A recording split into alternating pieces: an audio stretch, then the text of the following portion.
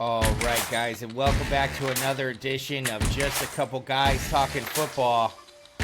It's the Monday after Week 1. We had plenty of NFL action for you guys yesterday. We're going to pretty much recap all the games. Definitely talk in depth about some of the fireworks that we saw, especially last night and throughout the NFL yesterday. But let's welcome on here Tate. Tate, how are you doing this fine Monday? Doing great. Broncos squeaked it out, but hey, a rose is a rose. I'm sure we'll get to it. You know what? We haven't talked about the Friday Chiefs Chargers. No, we can. Yeah, why don't we start with that? Please fire away. Yeah, no. Kind of what I was thinking. Like for me, the Harbaugh, he's such a good coach, and Herbert is. You know, the one thing I remember you saying last podcast is like, really, what is really has Herbert has done? I don't think Herbert's had like a coach like this forever. He's using him to his talents, and Harbaugh, like that game, they threw the hell out of the ball. Yeah. Compared for like a traditional Harbaugh offense. The Chiefs are missing some talent with Worthy getting hurt early. I still think the Chiefs are right there, but I'm telling you, I think the Chargers are scary. They're scary. Well, and the Harbaugh effect is taking effect, in my opinion. It was impressive to watch what the Chargers and the way that they played. You know, I know you called me out for, basically saying that they don't necessarily have a Hall of Fame wide receiver, so how could they possibly win?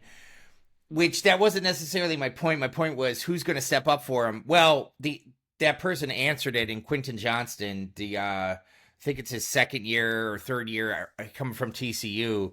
He had himself a game, and the Chargers had good game plan. And you know what? Their defense is tough. And here's the other thing that, they lost Rashawn Slater, but they drafted Joe Alt last year, who was an incredible left tackle for, of course, Notre Dame, Fighting Irish, go Irish. So, but he stepped into play just perfect in the left tackle position while Rashawn Slater's hurt. So they kind of had a built-in option. Listen, the Chiefs aren't going to go anywhere. No. This is a heck of a win. It's going to be interesting to kind of see what happens with the Chiefs overall from an offensive standpoint too. Travis Kelce definitely had a better game, but they're going to need some other people to step up. Xavier Worthy Rice is out 6 games. Or Worthy separated shoulder, so who knows with him? At least I would say one more game. The separated shoulders at receivers suck because Well, especially look at the size of him, Tate. Yeah, like, he's not a big guy. And well, this is the first time where I was listening to after Monday night or Thursday night football pregame, and there's some questions now as who's going to be their playmakers because they are very similar to kind of relying on their defense still. Mm-hmm. And I just think the league is caught up with them. Yeah, they're not going anywhere, but they're going to have to go back to the drawing board for sure. And they're going to be just fine. They're going to be more motivated. They'll be fine. Some receiver that they probably took in the 4th round or 5th round or 6th round will probably come up out of nowhere. And then all of a sudden that's what you got. But yes, impressive win, 27-21 by the Chargers on Friday. We'll roll into some of the Sunday action here. One of the games that was really impressive for me in the morning, Tate, and I had a feeling about it. I picked it on my pick podcast, and that was Indianapolis Colts beating up on the Dolphins, 33-8. And actually, there was something I read this morning that we haven't talked about. No NFL quarterback has done this till Daniel Jones did it on Sunday. The Colts scored on every possession that they had. And that has never been done in the NFL before. I don't know if it's ever going to be done again, but Daniel Jones, congratulations. You hold that record, which is pretty impressive. I had to look it up. I had to go through the stats and look at it. I was like, oh my gosh, they did. They literally scored on every possession. 2 things in this game. If you're a Colts fan, hey, take the win. It was amazing. Daniel Jones, he definitely starts off season it's the further along what kind of happens. But if I'm a Miami Dolphins fan on the other side, man, I am worried. Oh yeah, it's the whole thing we were saying that the team is imploding within itself. Tyreek Hill in the first quarter was throwing a fit on the sidelines. They're done. He's going to get canned. It's just a matter of when. They're going to do it in season or after season. I bet you my prediction is they're going to can him in season. Yeah, I think yeah. he's lost the entire locker room, and they're going to let him go. I was Yeah. very surprised with the big gap with that. I'm not high on the Dolphins, but I thought they would do way better than that. Yeah, I mean it was a travesty that what had Yeah. happened there. They got schooled and just turning the ball over. And I think you're right. I think Mike McDaniel has lost whatever coaching hold he had on that team, and he just can't keep these guys together. And it's sad to say. I do kind of like it. I do like that guy, but I think you're right. I think an early dismissal is probably after if they keep playing like that. How about this? Yes, you'll be looking for a job by Thanksgiving. So let's roll right along. I would like Yeah, to go know ahead. your take on the Raiders Patriots. Oh yeah, no problem. Yeah, Because that's I had the perfect red way to zone go. on just going Yeah. in and out, so I didn't get a watch. So the Raiders beating the Patriots, Raiders 20-13 on that game. For you folks, that's one that I picked absolutely correct. The Indianapolis game, I had Indy money line, Indy minus 1.5 and under 47. This is another one that I was perfect on. I had the Las Vegas Raiders. I had the Raiders +3 and under 43.5. Listen, Pete Carroll knows what to do. Geno Smith is a pretty dang good quarterback, and Pete Carroll knows what he can do.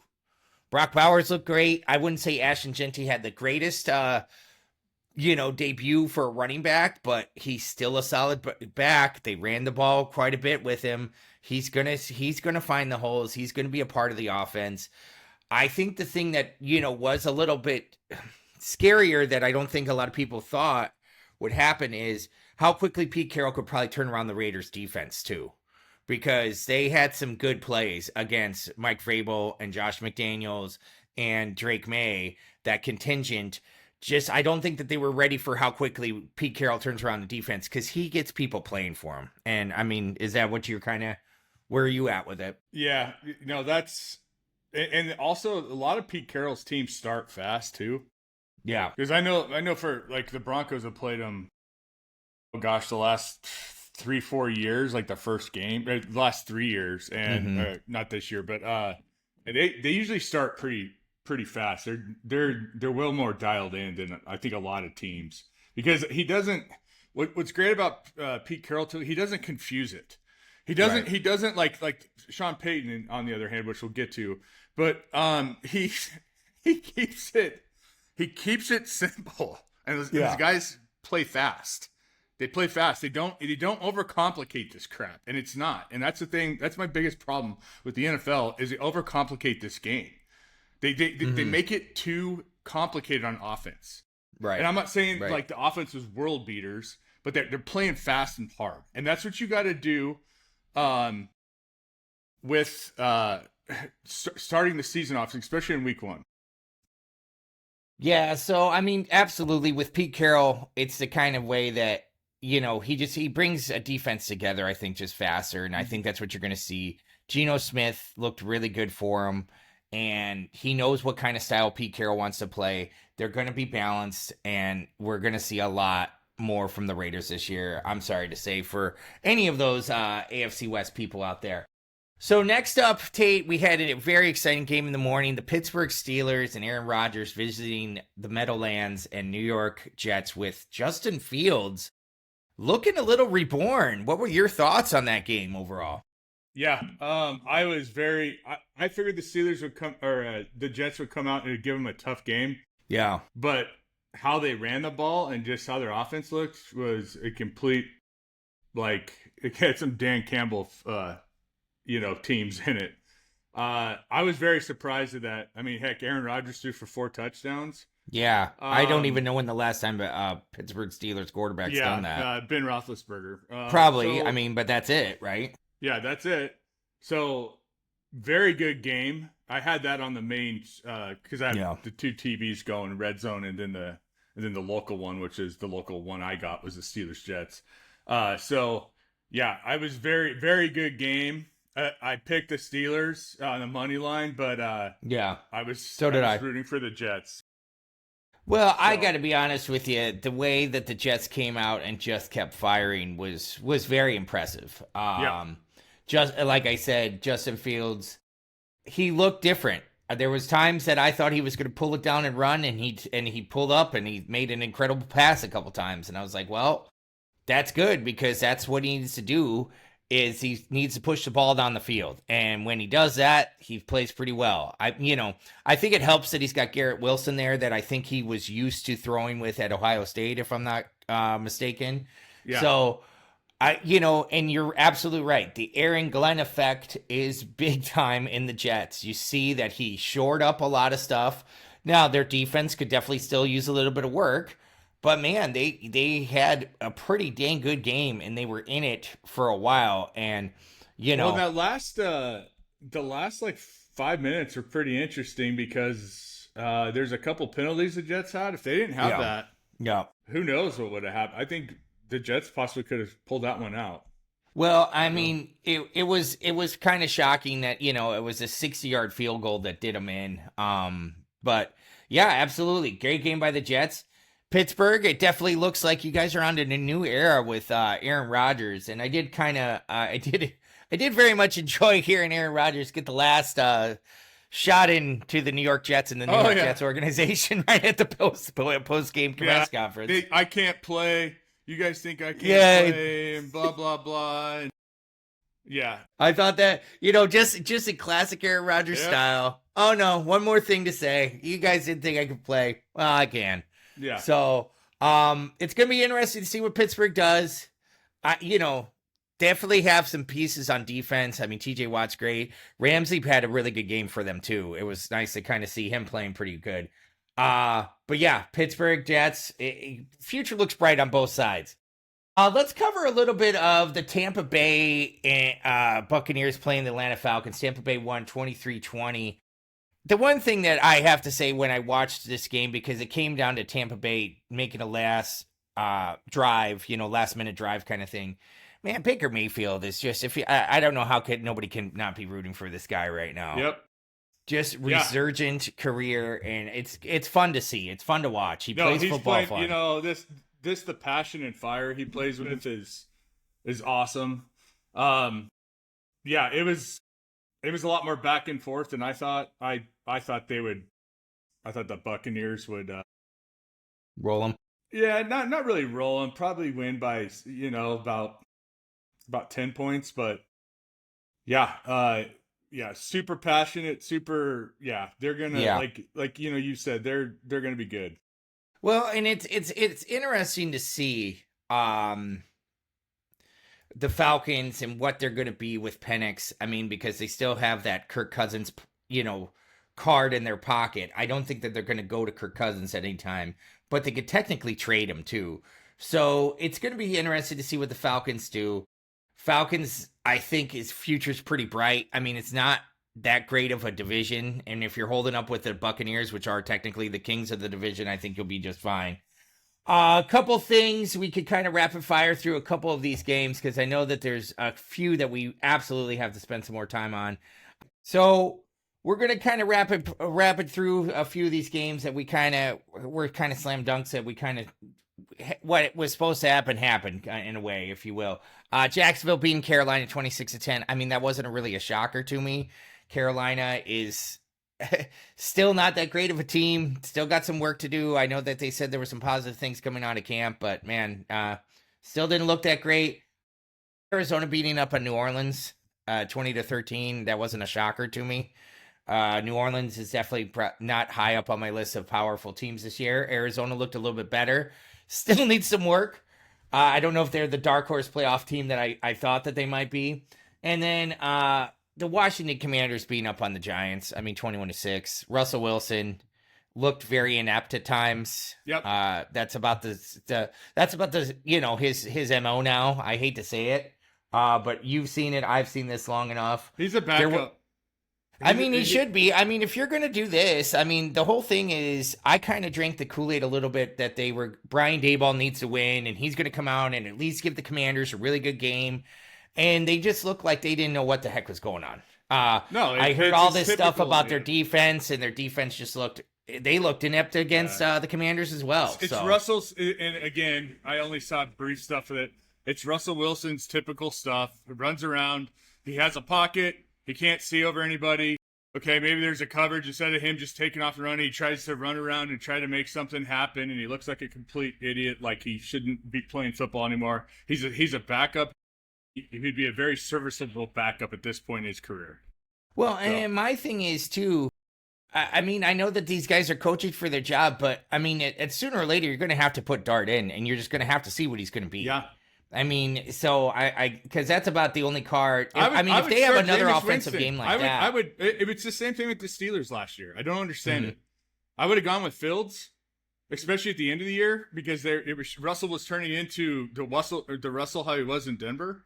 Yeah. So, like, I would start Jameis Winston and see what the heck you got with him. You know, and then prepare Jackson Dart. I can't disagree with your figuring it there, because my whole thing is, Winston's going to definitely try to push the ball down the field. Yeah. I mean, we know that whether it's to the Commanders or to the Giants player, he will. But I just wonder, I mean, how long are you going to let this team look inept? And that's my question for the Giants. Russell Wilson, I just don't think is your answer. We both know that. Cincinnati beating up on Cleveland 17-16. I mean, I think Cincinnati's lucky that they got out of this game. Oh, yeah. Cleveland's not that great of a team, but Cincinnati's defense played pretty well overall in the second half. Is that the Al Golden effect? I don't know. I mean, listen, both teams did not look very good in the second half, period. I think there was like 27 yards of offense. They always start slow. They start the season slow. And that's the thing. They talked about it at length before the season started about how they didn't want to start slow, and they go right out there and they win 17-16. Jamar Chase had like 2 catches. I mean, I'm sure the Browns defense is good, but it's not that good. All right, quickly, San Francisco beating up in Seattle. I don't think this was a shock to you or me. The one thing that it did look like was San Francisco's defense played a lot better under Robert Saleh. But I'll be honest with you here. I did see a couple really bad Brock Purdy throws in that game. When it popped up a couple times, there was a really bad interception to like start off the second half. And, that's not the kind of guy that Kyle Shanahan wants. But McCaffrey looked healthy. Pearsall had a good game. The defense definitely took a step in the right direction. Sam Darnold played okay. I can't say that he was, a miracle worker for Seattle. Is he better than Geno Smith? I think Geno Smith had a much better day than Sam Darnold did, if we're going to compare the two. All right, let's do it. You've been dying. You've been ready. Denver Broncos beating the Tennessee Titans 20-12. Folks, he's been chomping at the bit. I'm going to get out of the way. So all right, hit it up. Here I go.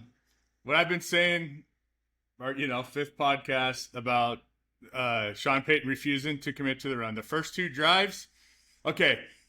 First half, 9 run plays. Okay, now people are going to argue, like with Sean Payton, that he usually has 25 rushing attempts per. He had 30, but just for the record, there was 30 rush attempts yesterday.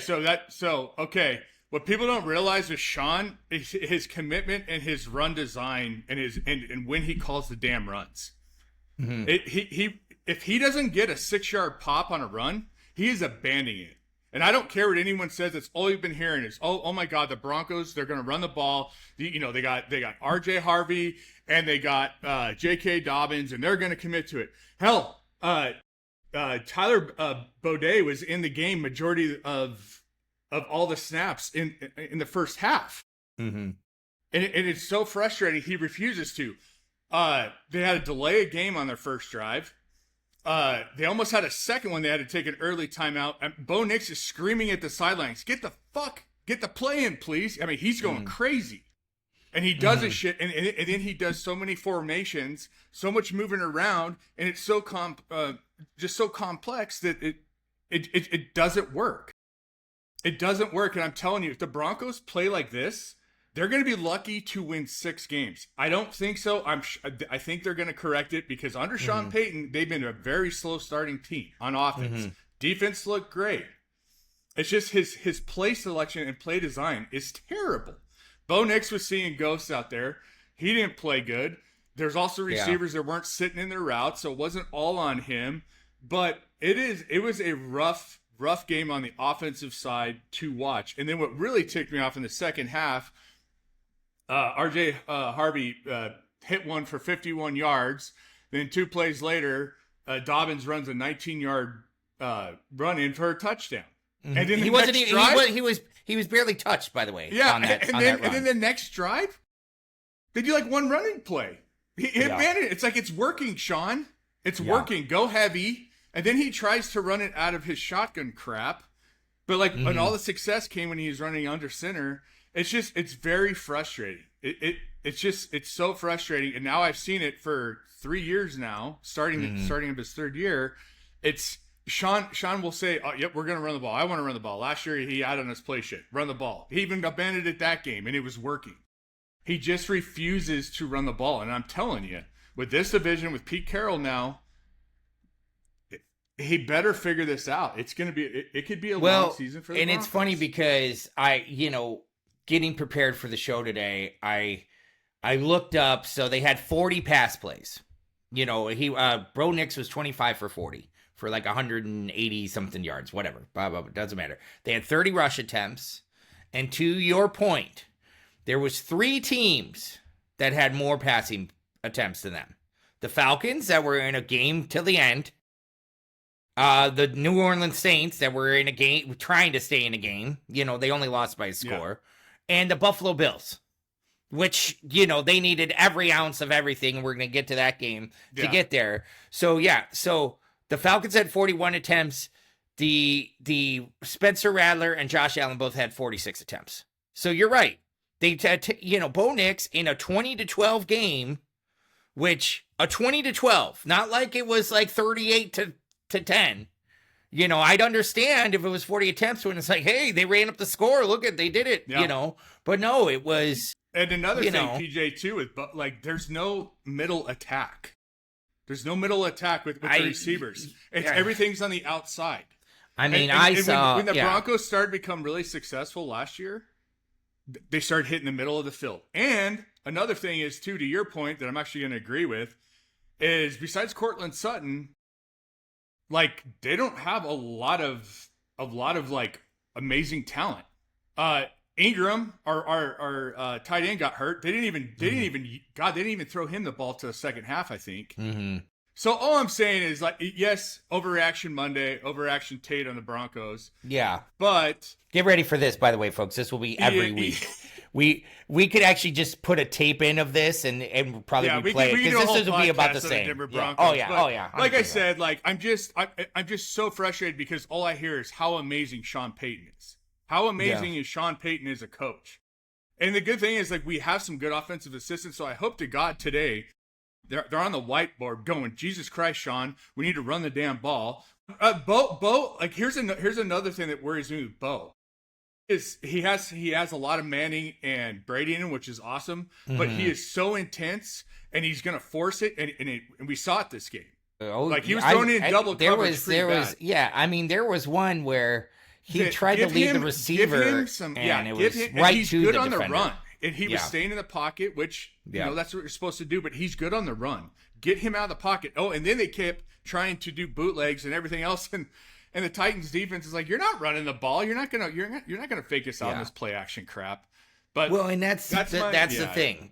So I mean, my thing is too, Broncos defense is pretty good if you guys are able to run 70 plays on offense. Yeah, that's pretty crazy. They're great. And actually they ran more, but that's pretty. But they're going to get worn out. They're going to get worn out. What has happened the last 10 years in Denver? The defense is always on the field, and then come the third quarter, they're worn out, and then they get gashed. Yeah, because we've always had a decent defense. So I agree. I mean, listen, a win's a win. You started off the I right know, way. and I'm happy with that. And thank Yeah, God. I mean, Because, oh my God, if they would have lost that game, oh my God. I think that they lucked out a little bit too by playing Cam Ward in, an opening game, a hostile He environment. honestly, Cam and Ward he was did not okay. bad.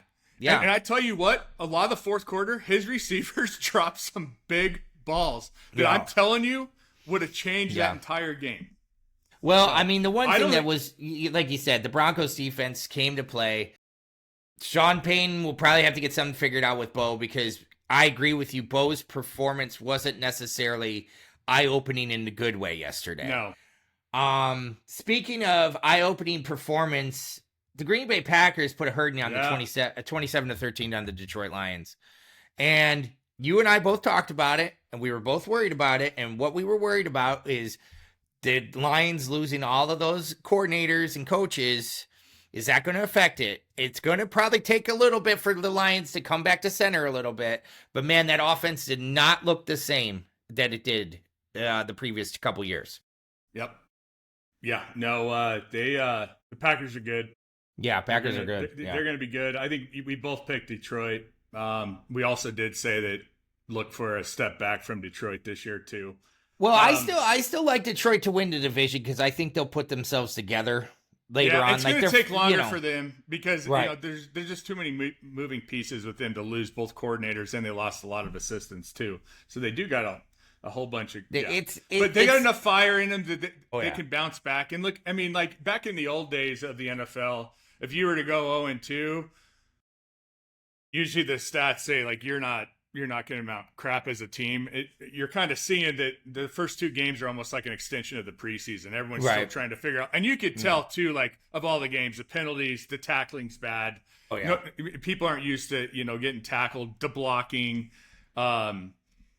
But what I will say, it seemed like the reffing wasn't as bad across the whole board as it was on Thursday and Friday night. Yeah, you're probably right. I didn't necessarily see so many plays that were egregiously undercalled or overcalled. I would definitely say that I didn't see too much of that. And that goes, for all of these games that happened yesterday. Quick little point that, Green Bay definitely looks solid.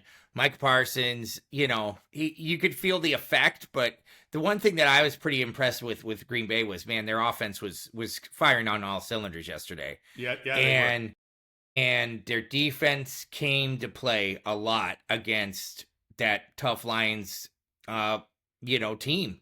And it was just, it's going to be interesting to see how it goes. So 2 more games that on our slot, and then we're going to talk a little bit about the game tonight. The Rams beating the Houston Texans 14-9. Houston. Good game. I just expected a little bit more firepower from Houston, and I don't know if the Rams are that great of a defensive team, which I think that they could be. I think the Rams are a very tough team. And I just think that's a very hard team to open with. Yeah, especially in LA too. Stafford knows what to do. Yeah. But it was interesting, but my whole thing is the Rams are definitely, I think they're an underrated defense, and we're going to see a lot more of that. Now, for the fireworks that went on last night, guys, Buffalo Bills beating the Baltimore Ravens 41-40 on a last-second field goal. They were down by 16 points in the fourth quarter. Holy cow. Where the heck did that come from? What a game. I mean, NBC, why don't you just thank the NFL for giving you that game right away? Because, I mean, you got everybody glued to that one till super late. No, Josh, my brother, we're similar, but he's even more negative than I am. Okay. He's like, oh, they're done. He's like, the Bills are done. They're totally exposed. I'm like, the Ravens do this crap every year, every regular season. They come out, start beating the tar out of people. Mm-hmm. I'm like, I honestly did think it was that the Bills were going to lose by 8 to 10 points. But they were losing by 8. They were. Well, that's what I'm saying. I mean, like, going to lose that game by 8 to but holy cow, is Josh Allen an animal? And I still go back to it. Thank you very much, John Elway, for not drafting him and drafting Bradley Chubb. when he was sitting in our backyard at University of Wyoming, and only Gary Kubiak went up there to scout him. Thank you very much. Oh, not hiring Kyle Shanahan. But anyways, that's another topic. That's another topic for another day. I get it. Yeah, that's good. We'll do a whole podcast on that. It is great how all roads lead back to the Broncos. Well, because it's the most important franchise. Of course. No, I mean, listen, it was unbelievable to watch what Josh Allen did last night. It really was. It was unbelievable to watch what Derrick Henry was doing early in that game too. I mean, because this guy's not a spring chicken, and he still can move, man. What do you think? Preview of the AFC Championship? I listen. I think that these could be definitely the two. I mean, that's the two teams I picked to be. Yeah. If you look at Week 1, they are both way farther than the Chiefs right now. And I know it's Week 1, but they are way farther. The one thing I'll say is Baltimore early in the game defensively looks so tough. And they just started slipping that late in that fourth quarter. But, man, I mean, the factor is Josh Allen. Now, Lamar Jackson played great. I think that the Ravens had like over 200 some odd yards rushing, and they're like one of the few teams that's done that and lost the game. Because they were busting off big run after big run. It was just crazy. But yes, Josh Allen and Lamar Jackson basically can show you that why they've won the MVPs before and why that they're in a class. There's these kind of tier quarterbacks, and then there's everybody kind of lower, and these guys are up here, and there's a reason for it, and it was exciting football to watch. Speaking about exciting football, Tate, what is your thoughts, and I'll give you mine, on the Minnesota Vikings visiting the Chicago Bears this evening? I got the Vikings winning. Not much. Okay. I can see this going a couple ways. I can see it going where the Vikings come in and win pretty easily, but I can also see if Ben Johnson's the answer and Caleb Williams is not a head case and knows how to run an offense and doesn't hold on to the ball and try to run around and try to make a big play like he did in college, I could see the Bears. To me, my opinion is Minnesota just has a more complete team with the defense. Yeah, I agree. The running game. I just don't think J.J. McDuffie is going to really.